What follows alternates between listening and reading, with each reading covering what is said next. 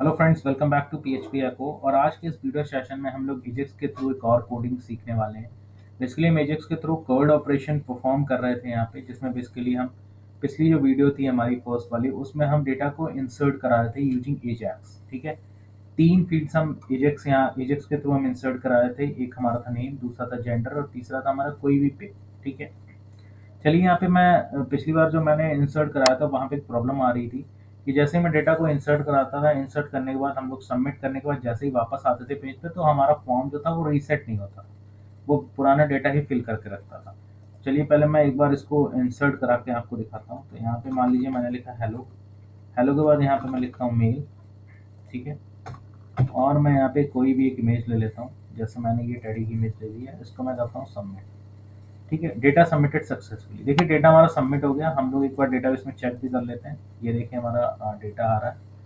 Sorry, ये दो data आ रहे हैं, कोई बात नहीं। ठीक है, ये हमारा डेटा यहाँ पे सबमिट हो गया।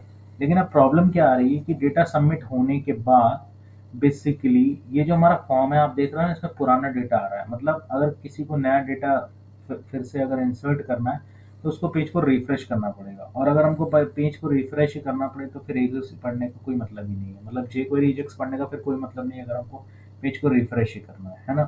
तो देखिए अभी के लिए मैं इसको रिफ्रेश करता हूँ, और इसके लिए मैं यहाँ पे एक मेथड यूज़ करूँगा। देखिए सक्सेस के बाद हमको वो चीज़ यूज़ करनी है। आप लोग स्टेप बाय स्टेप चीज़ ध्यान रखिएगा कि कौन सी चीज़ कब यूज़ करनी है, कौन सा कोड कब यूज़ करना है। तो जब अलर्ट हमारा आ जाता है, अलर्ट के बाद जब मैं इस पर ओके कर देता हूँ, तब हमारा फॉर्म रीसेट का कोड चलना चाहिए। ठीक है, तो देखिए इसके लिए मैं क्या करूँगा, इसके लिए मैं डॉलर सेलेक्टर का यूज़ करूँगा। ठीक, और हमको किनको रीसेट करना है, अपने फॉर्म को पूरे को रीसेट करना है। ठीक है, अब फॉर्म की आईडी क्या है हम लोग देख लेते हैं। फॉर्म की आईडी हमारी फॉर्म है। ये वही पुराना वाला कोड है जो मैंने पिछली वीडियो में लिया था। अब इसी के आगे इसको कंटिन्यू करेंगे। तो यहाँ पे मैंने हैश लिया और फॉर्म की आईडी ली। ठीक है, अब यहाँ पे एक मेथड लगाऊंगा मैं, ट्रिगर, TRIGGER। और इसके बाद इस ट्रिगर के अंदर मैं डुअल कोट्स में लिखूंगा रीसेट।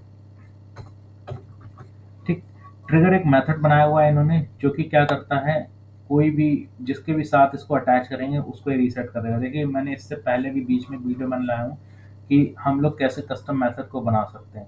तो वैसे ही यहाँ पे jQuery Ajax में भी एक मेथड ही बना हुआ है ना। तो ये देखिए जैसे हम इस फॉर्म के साथ पर्टिकुलर आईडी के साथ जैसे इसको कॉन्केटिनेट करते हैं, ये फॉर्म को रीसेट कर देगा ऑटोमेटिकली। आपको रिफ्रेश करने की जरूरत नहीं पड़ेगी। ठीक है, चलिए इसको रिफ्रेश एक बार करते हैं और हम नया डेटा इंसर्ट करा के देखते हैं क्या हमारा फॉर्म रीसेट हो रहा है या नहीं हो रहा है।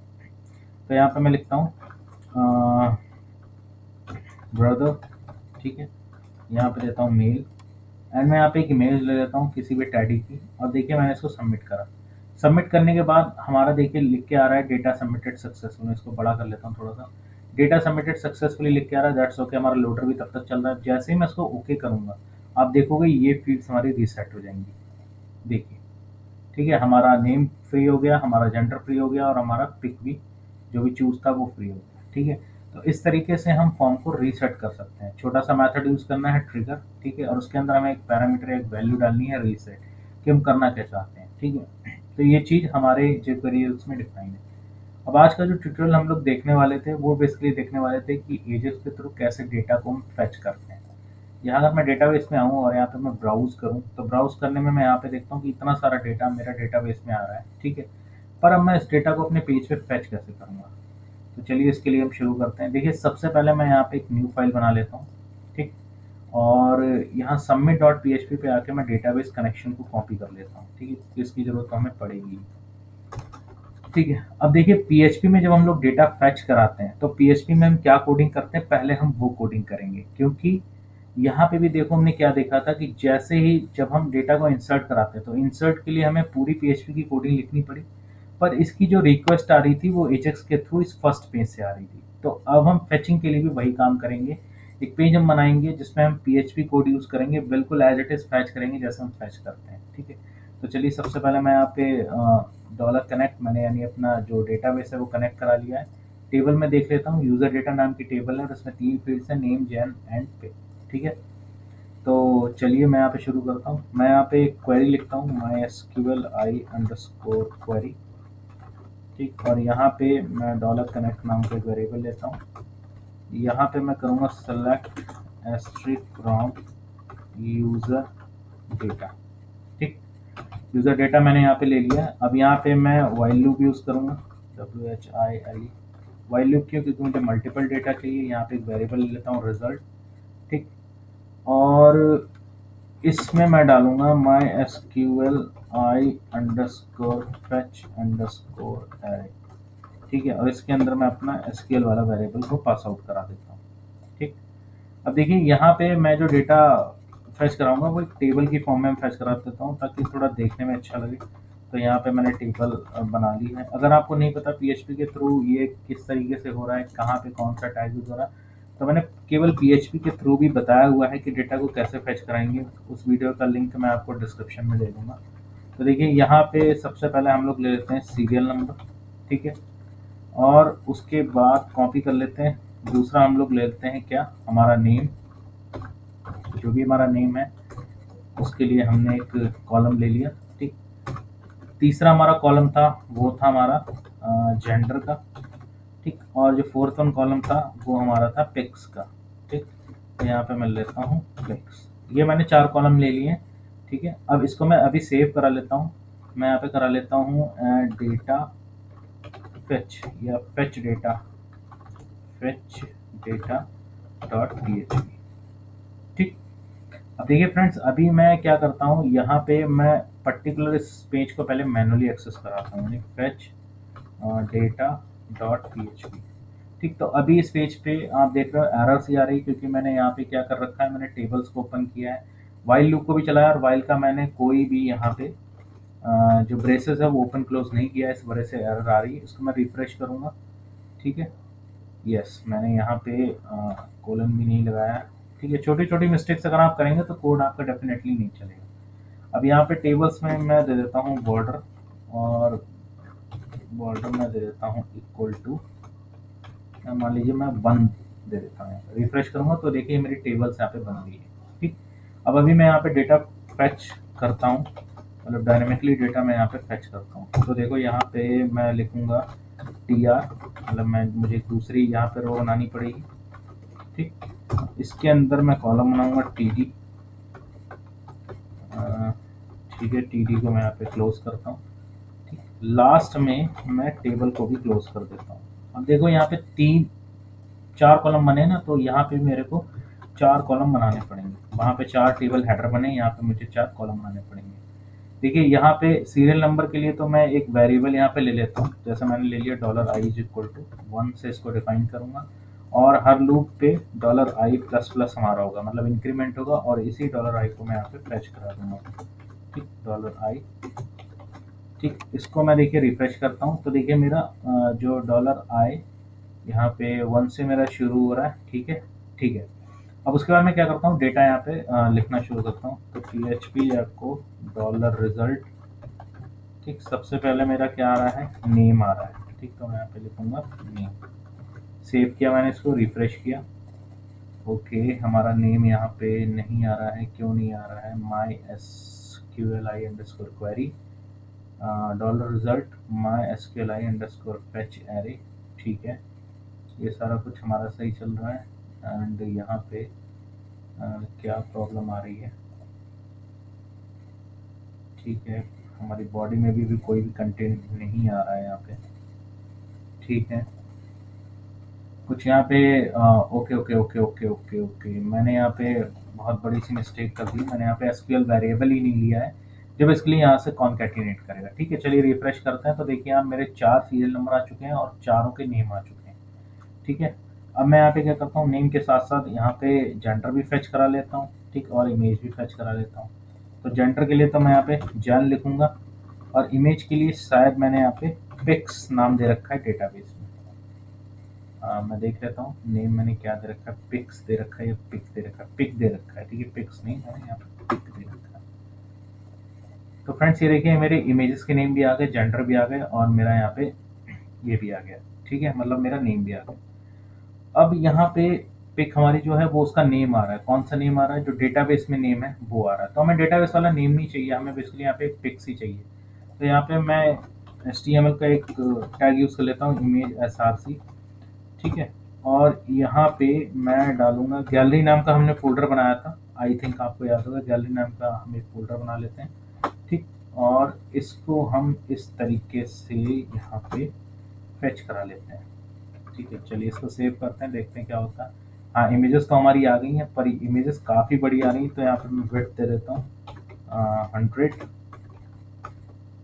और यहाँ पे मैं हाइट भी दे देता हूँ कितनी, 100। चलिए इसको रिफ्रेश करते हैं, तो देखिए फ्रेंड्स हमारे यहाँ पे क्या है, मैं इसको और थोड़ा सा कम कर देता हूँ, 20 कर देता हूँ। यस, ठीक है, यस, 20 कुछ ज़्यादा ही छोटी हो गई है, आपको विजिबल भी होना चाहिए। ठीक है फ्रेंड्स, तो देखिए यहाँ पे मैंने 40 कर दिया, यस दैट इज सफिशिएंट। अब देखिए मेरी इमेज भी आ गई, मेरे जेंडर्स भी आ गए, और PHP एको नाम का जो मेरा नेम है वो भी आ गया। अब ये मैंने एक fetch data डॉट php करके एक फाइल पे मैंने अपना पूरा डेटा मैंने फेच करा लिया है, ठीक है। बट अब इस डेटा को मुझे कहाँ फेच कराना है, इस फॉर्म के नीचे फेच कराना है, और वो भी विदाउट रिफ्रेश के। ठीक है, तो अगर मैं फेच डेटा डॉट PHP पे जाता हूँ तो मेरे को ये मिलेगा, है ना। पर मेरे को उस पेज पे नहीं आना, मुझे जैसे ही डेटा मैं फिल करूं और फिल होने के बाद जैसे ही फॉर्म रीसेट हो तुरंत डेटा ऑटोमेटिकली यहाँ पे सारा दिखने लगे। तो चलिए इंडेक्स डॉट पी पे आते हैं, और इंडेक्स डॉट पी पे मैं यहाँ नीचे एक फंक्शन बनाता हूँ। ठीक है, इमेज लोड के बाद ही बना लेता हूँ। मैं यहाँ पे लिखता हूँ स्क्रिप्ट स्क्रिप्ट ठीक है। अब यहाँ पे मैं एक फंक्शन बनाऊंगा, बेसिकली एक सिंपल सा जावास्क्रिप्ट का फंक्शन बनाऊंगा, जैसे मैंने बताया फंक्शन बनाया गेट डेटा नाम का। ठीक है, ये फंक्शन मैंने बना दिया। अब यहाँ पे मैं एजेक्स को कॉल कराऊंगा, डॉलर डॉट एजेक्स। देखिए मैं यहाँ पे एक फंक्शन बना रहा हूँ कि सिंपल सा जावास्क्रिप्ट का रेगुलर फंक्शन बना रहा हूँ गेट डेटा नाम से। ठीक है, और इसके अंदर मैं जो है एजेक्स की कोडिंग करूंगा। अब इस फंक्शन को जहां पे भी मैं कॉल करूंगा वो इस एजेक्स कोड को रन करा देगा।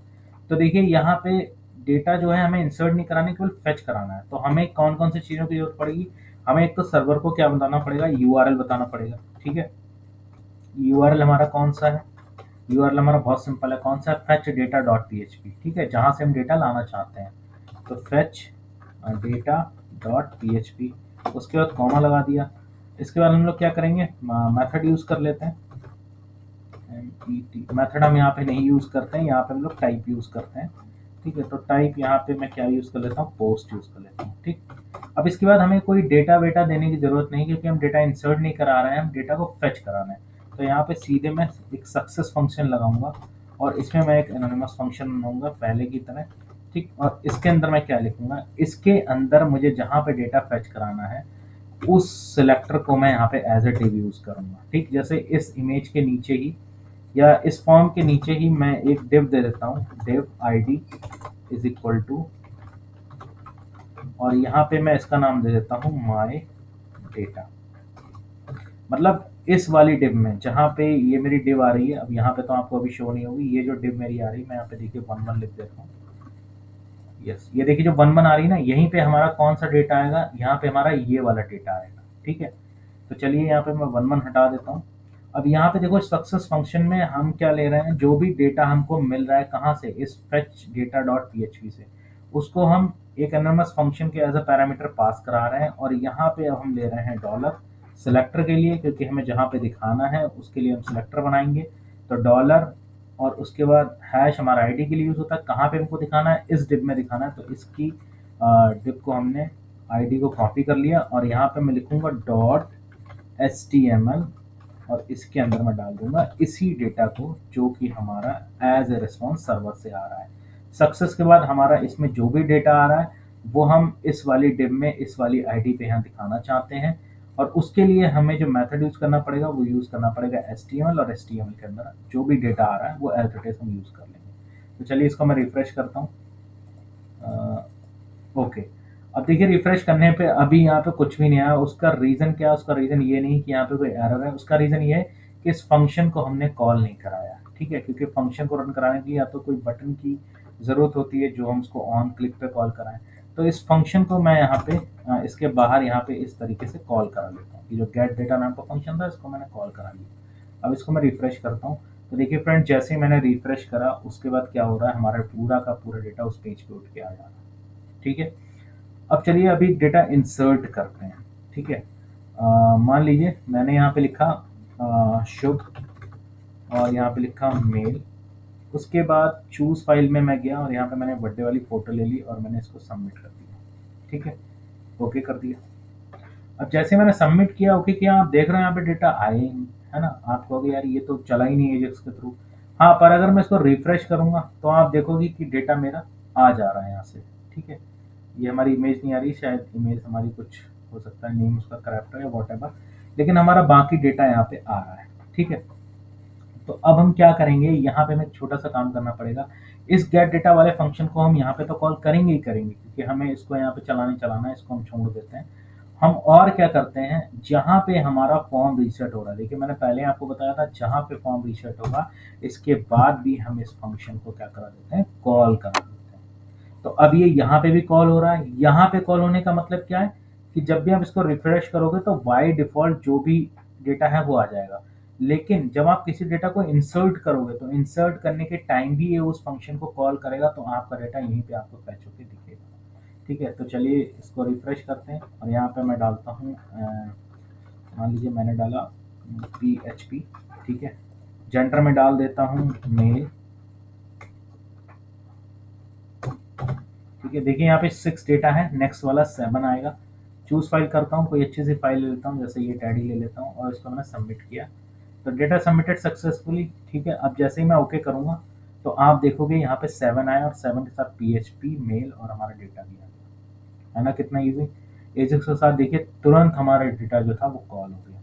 अच्छा, एक चीज़ और कर सकते हैं, जो लेटेस्ट डेटा है वो सबसे ऊपर आना चाहिए, तो हम अपनी fetch.php डेटा फाइल में जाते हैं और यहाँ पे जो लिखा है ना select testing from user data, इसको लिख देते हैं ऑर्डर बाय DESC।